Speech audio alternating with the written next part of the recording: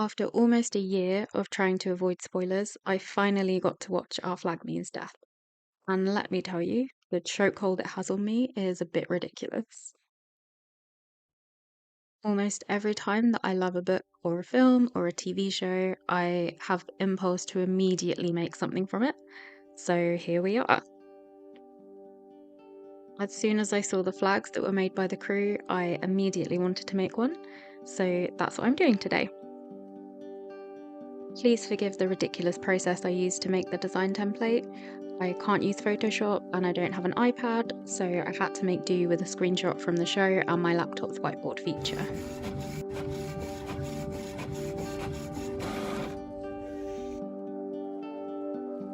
This is the first embroidery-based project I've done on my channel, but I've been embroidering for about 6 years now.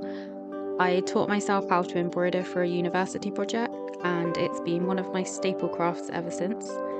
I raided my little sewing supplies box for any fabric or ribbons that I thought would work, and moved on to creating some templates.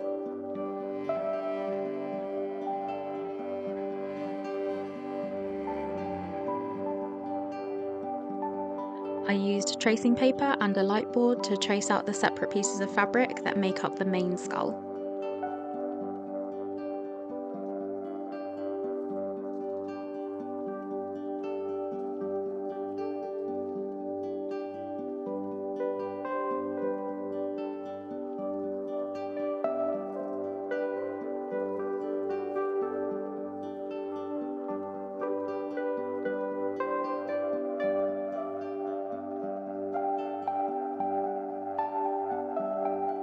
Then I used carbon paper to trace the designs onto the fabric. Top tip, check you're actually drawing onto the fabric. A lot of scrubbing later, and I was back to business.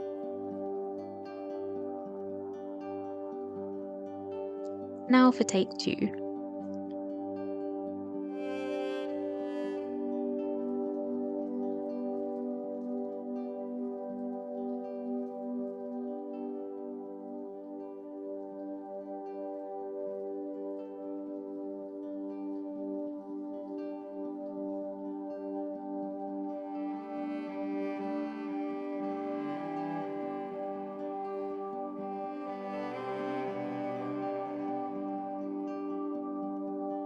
Once I had everything drawn out, I cut everything out with a stupidly big pair of shears.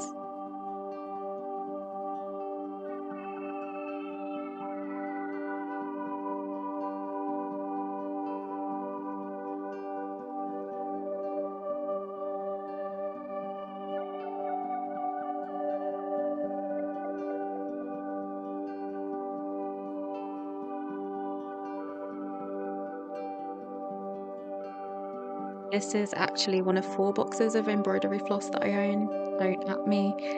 So I had a few shades of slightly beige to choose from.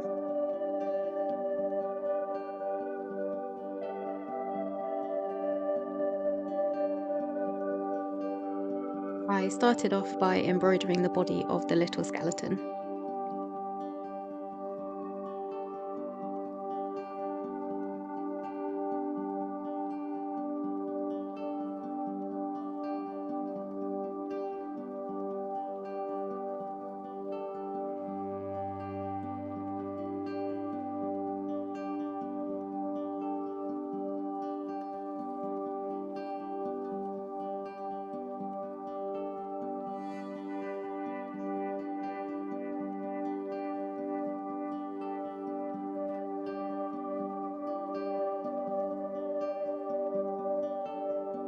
By the time I got to the head, I was bored, so I decided to cut out a skull from some canvas and sew it on.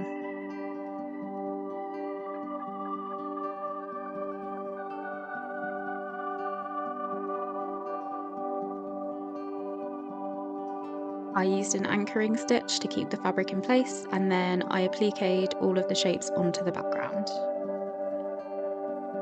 This is the first time I've done applique. I can make things look pretty with embroidery, but I can't for the life of me sew something together, so wish me luck.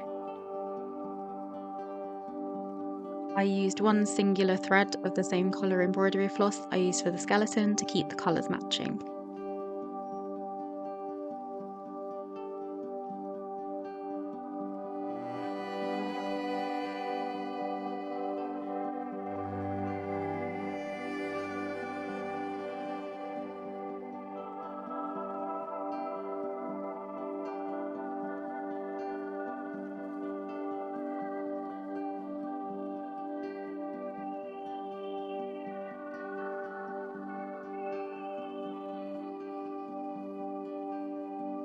To add to the bits and bobs I already had in my stash, I went out to my local haberdashery shop to find some pretty shiny things and lace trims to add to my collection. The shopkeeper did look a little concerned about how long I was spending choosing buttons, but needs must. I also popped to the beach to hunt down some shells to add. I got these earrings in a multi-pack and I knew I'd never wear them, so they went straight into my bits box, and now it's their time to shine.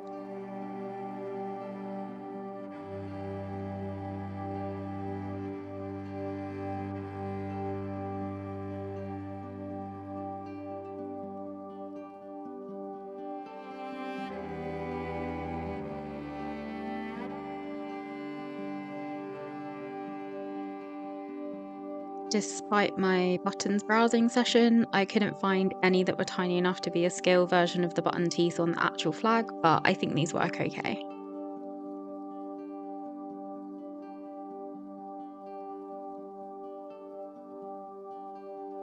I tried my best to get the general gist and shape of the bits and bobs on the flag right from the blurry image that I had to work with, but I had so much fun with sewing and gluing on pretty little trinkets that I went off plan pretty quickly. Because we only get a glimpse of this flag in the show, it's hard to see what's actually on there, but there are definitely a lot of rings, bits of lace and buttons.